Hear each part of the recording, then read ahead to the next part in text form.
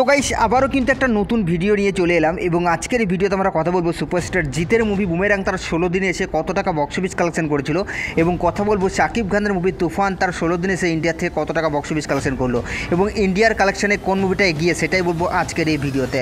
তো গাইস ভিডিওটা আপনাদের জন্য অনেকটা ইন্টারেস্টিং হতে চলেছে, তাই ভিডিওটাকে শুরু থেকে নিয়ে শেষ পর্যন্ত কন্টিনিউ করবেন এবং আপনি যদি আমার চ্যানেলে ফার্স্ট টাইম হয়ে থাকেন তো প্লিজ চ্যানেলটাকে সাবস্ক্রাইব করে ভিডিওতে একটা লাইক করে দেবেন। তো চলুন ভিডিওটি শুরু করা যাক।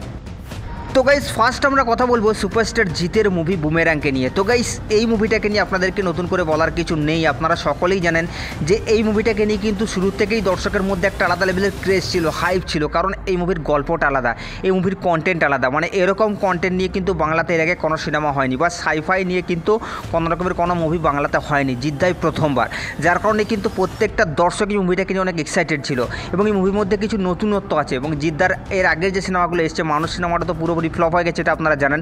সেখানে আমরা জিদ্দাকে একটা অ্যাকশন অবতারে দেখেছিলাম, কিন্তু এই সিনেমাতে জিদ্দাকে আমরা একটা সায়েন্টিস্টের রোল প্লে করতে দেখতে পেয়েছি এবং সেখানে তার সাথে সাথে তার কিছু কমেডিয়ান আছে যেগুলো কিন্তু পুরোপুরি ওয়ার্ক করছে, সেগুলো আমরা টিজার বা ট্রেলারে অলরেডি দেখেছিলাম। তো মুভিটাতে তো পুরোপুরি ফাটিয়ে দিয়েছে জিদ্দার কমেডি, সেটাতে কোনো রকমের কোনো সন্দেহ নেই। তো যাই হোক, এখন আমরা কথা বলবো যে এই মুভিটা তার 16 দিনে এসে কত টাকা বক্স অফিস কালেকশন করেছিল।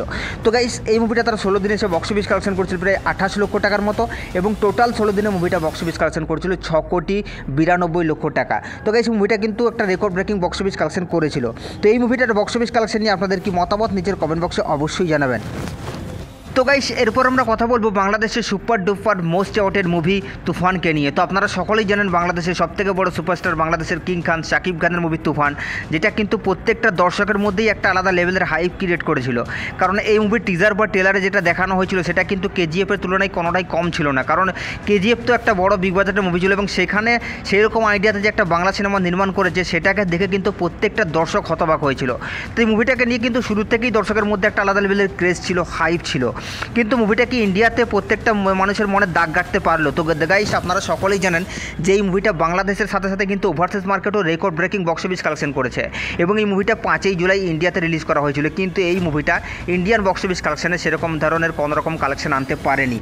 এবং আমি আপনাদেরকে মিথ্যা কথা বলতে পারবো না, যদিও কিন্তু মুভিটার আমি অনেক প্রশংসা করেছি যে মুভিটা বাংলাদেশের সাথে সাথে কিন্তু অস্ট্রেলিয়া, আমেরিকা এইসব জায়গাতেও কিন্তু record breaking box office collection করছে এবং অস্ট্রেলিয়া, আমেরিকাতে যে বক্স অফিস কালেকশনটা করছে সেই কালেকশনটাও কিন্তু ইন্ডিয়ার থেকে আনতে পারেনি। তো গাইস এখন যদি আমরা কথা বলি যে এই মুভিটা ইন্ডিয়াতে তার 16 দিনে এসে কত টাকা বক্স অফিস কালেকশন করেছে, তো গাইস এই মুভিটা তার 16 দিনে এসে ইন্ডিয়ার থেকে বক্স অফিস কালেকশন করেছে মাত্র 1 লক্ষ টাকা এবং টোটাল মুভিটা 16 দিনে ইন্ডিয়ার থেকে বক্স অফিস কালেকশন করছে 72,63,000 টাকা। তো গাইস এই মুভিটার বক্স অফিস কালেকশন নিয়ে আপনাদের কি মতামত আপনারা কিন্তু নিচের কমেন্ট বক্সে অবশ্যই জানাবেন এবং এই দুটো মুভির বক্স অফিস কালেকশনে আপনারা কোন মুভিটাকে এগিয়ে রাখছেন সেটাও কিন্তু নিচের কমেন্ট বক্সে জানাতে ভুলবেন না। আরে সাবস্ক্রাইব করে দাও নেক্সট ভিডিওর জন্য।